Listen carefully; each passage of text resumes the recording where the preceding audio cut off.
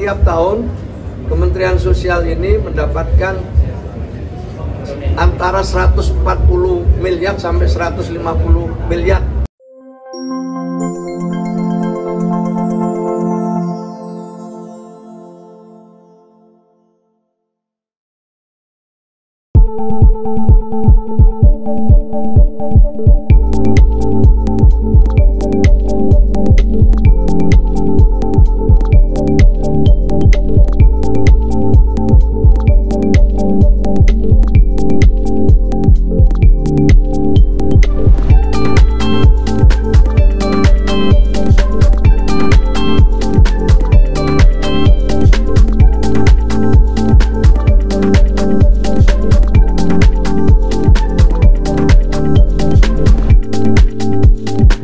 Baru saja kita selesai meluncurkan sistem informasi manajemen untuk undian gratis berhadiah dan pengumpulan uang dan barang.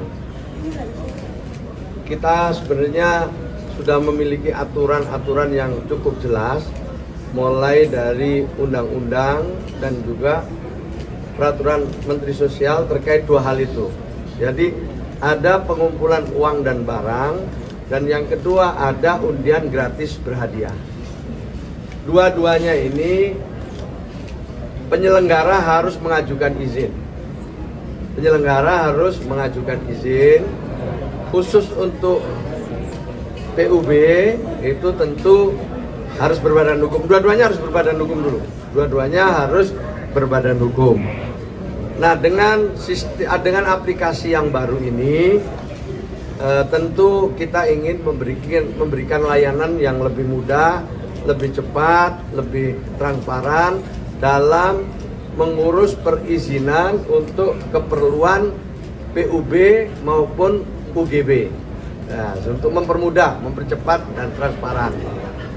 Kemudian yang berikutnya, setelah itu perlu saya sampaikan, yang mengajukan izin adalah badan hukum atau penyelenggara adalah harus berbadan hukum dalam bentuk yayasan maupun juga lembaga-lembaga lain. Yang penting berbadan hukum, tercatat di Kementerian Hukum. Nah, setelah izin didapat, tentu ada proses-proses selanjutnya. Untuk PUB misalnya, itu harus melaporkan secara berkala setiap 3 bulan sekali, ya, dimana kalau penyelenggaraan donasinya melebihi dari 500 juta harus menggunakan akuntan publik. Jadi ada audit dari akuntan publik yang dilaporkan kepada Kementerian Sosial dan kepada donatur atau kepada masyarakat luas. Kalau di bawah itu cukup audit intern, ya.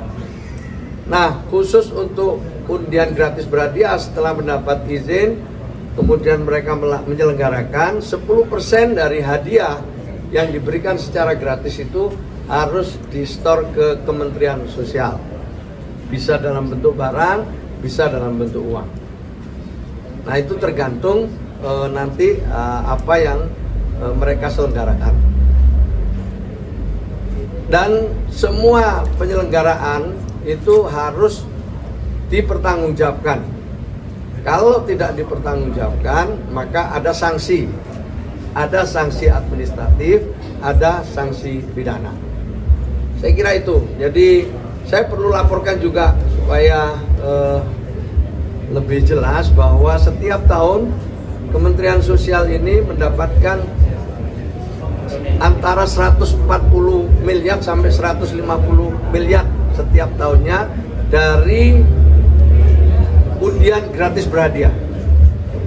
Jadi tadi yang di atas itu yang diberi penghargaan adalah undian gratis, ya, mereka penyelenggara undian gratis berhadiah dengan ketertiban administrasi yang baik, disiplin, dan juga melakukan segala hal yang sudah menjadi ketentuan.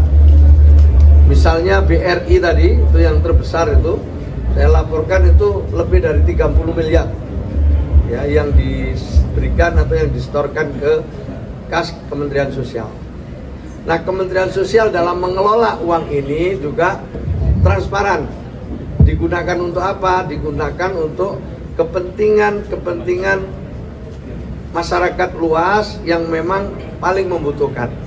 Bisa untuk pengadaan air bersih, bisa untuk pengadaan rumah tidak layak huni, bisa juga untuk bangun jalan, atau juga mungkin peralatan-peralatan pertanian atau peralatan-peralatan yang dibutuhkan sesuai dengan kebutuhan masyarakat yang mengajukan.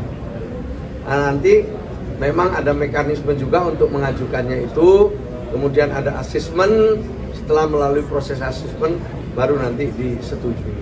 Jadi uang yang didapat sepenuhnya kembali kepada masyarakat yang membutuhkan. Saya kira itu. Ada tambahan? Ada pertanyaan? Mana? Kalau sekarang kan kita masuk ke era media sosial itu ya Pak. Biasanya masyarakat umum itu mengumpulkan uang atau menyelenggarakan misalnya undian gratis hadiah itu lewat media sosial. Nah, kalau untuk masyarakat umum yang melakukan itu, apakah juga harus melalui izin seperti itu, Pak Menteri, atau mereka punya persyaratan khusus untuk mengunduh aplikasi atau bagaimana untuk masyarakat umum? Maksudnya ini yang undian gratis berhadiah? Ya, maupun untuk pengumpulan uang kan biasanya mereka lewat medsos gitu. Satu-satu ya, biar karena ada bedanya, ada yang sama, ada bedanya. Siap, terima kasih. Untuk undian gratis berhadiah, siapapun lah yang menyelenggarakan undian gratis berhadiah, itu baik perusahaan atau yayasan atau masyarakat luas, penyelenggaranya harus memberikan 10% dari nilai undian gratis itu. Kalau nilainya misalnya 100.000, ya 10.000 rupiah harus disetorkan ke Kementerian Sosial. Kira-kira begitu ya Bu? Kalau nggak salah, betul ya? Jadi, Pak 10% pertimbangannya apa Pak? Kenapa 10%? nah, saya udah ada ini, saya waktu di sini udah ada aturannya itu. Nah, coba Ibu mungkin ya dari undang-undang undian, dari undang-undang nomor berapa Bu? Dari undang-undang. Nah, silakan. Dari undang-undang nomor 22 tahun 54.